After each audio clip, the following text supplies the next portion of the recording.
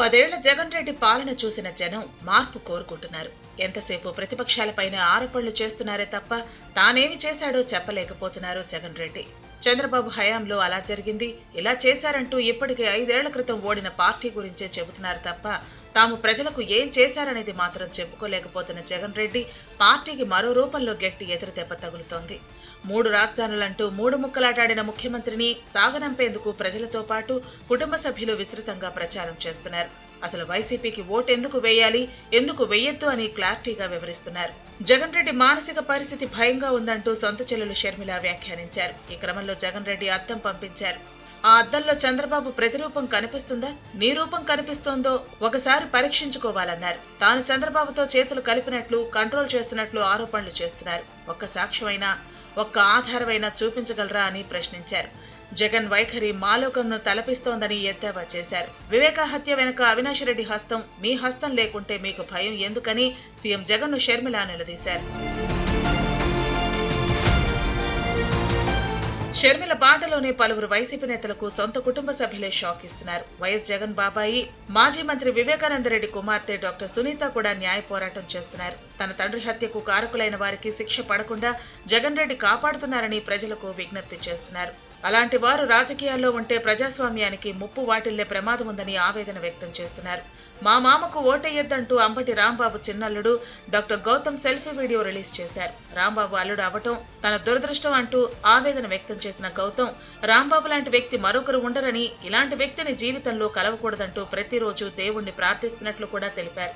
ఇటీవల వైసీపీలో చేరిన కాపు నేత ముద్రగడ పద్మనాభం గురించి కూడా ఆయన కుమార్తె వ్యాఖ్యలు చేశారు.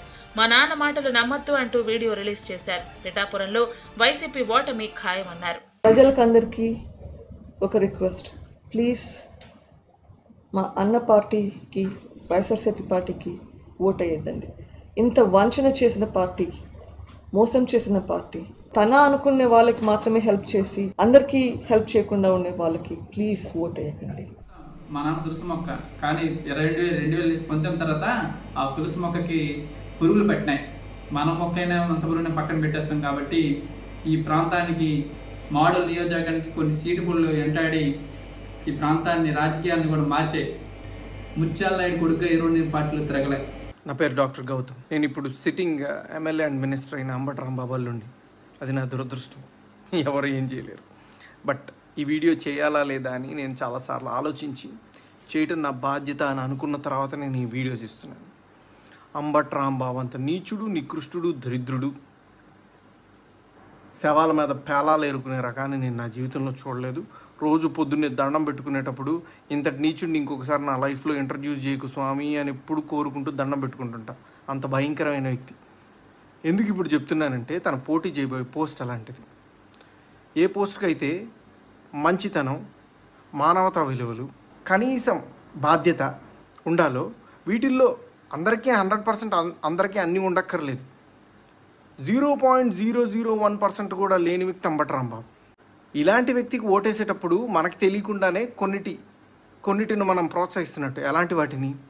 ఎవరైతే నిస్సిగ్గుగా ఎంత పెద్ద గొంతు వేసుకొని ఎంత పెద్ద అబద్ధాన్ని అరిచినా సరే దాన్ని నిజం చేయొచ్చు అన్న కాన్ఫిడెన్స్తో బతుకుతారో సమాజంలో, అలాంటి వాళ్ళకి ఓటేస్తున్నట్టు. ఎంత లేకి పని అయినా చేసి చాలా హుందాగా బతకచ్చు సమాజంలో అని అనుకునే వాళ్ళకి ఓటేస్తున్నట్టు. ఏదైనా చేసి సిగ్గు లేకుండా సిగ్గులేని తనాన్ని ప్రోత్సహించవచ్చు అని అనుకునే వాళ్ళకి మనం ఓటేస్తున్నట్టు. ఇలాంటి వాళ్ళకి ఓటేస్తే ఇవే సమాజం యొక్క తలరాతలాగా మారి రేపు సమాజం కూడా ఇలానే తయారవుతుంది. దీన్ని ప్రజలు గమనించి సరైన ఓటుతో, సరైన బాధ్యతతో ఓటేసి సరిగ్గా నాయకుడిని ఎంచుకుంటారని ఆశిస్తూ. అందరికీ నమస్కారం. నేను క్రాంతి బార్లపూడి, ముద్రగడ పద్మనాభం గారి అమ్మాయిని. పిఠాపురంలో పవన్ కళ్యాణ్ గారిని ఓడించడానికి వైసీపీ నాయకులు ఎన్ని చేయాలో అని చేస్తున్నారు. మా నాన్నగారిని కేవలం పవన్ కళ్యాణ్ గారిని తిట్టడం కోసమే జగన్మోహన్ రెడ్డి గారు వాడుతున్నారు. ఈ ఎన్నికల తర్వాత ఆయనను ఎటు కాకుండా వదిలేయడం పక్కా. ఈ విషయంలో నేను మా నాన్నగారిని పూర్తిగా వ్యతిరేకిస్తున్నాను. నేను పవన్ కళ్యాణ్ గారి గెలుపు కోసం నా వంతు కృషి నేను చేస్తాను. వైసీపీ నేతలకు వరుసగా ఫ్యామిలీ స్ట్రోక్ తగలడం పట్ల ఆ పార్టీ కార్యకర్తలే ఆశ్చర్యపోతున్నారు. ఓవైపు వైనాట్ 175 అని గొప్పగా చెబుతుంటే సొంత పార్టీకి చెందిన నేతల కుటుంబ సభ్యులే ఓట్లు వేయొద్దని ప్రచారం చేయటం ఇప్పుడు మరింత మైనస్ గా మారుతోందని వైసీపీ శ్రేణుల్లో కలవరం మొదలైంది.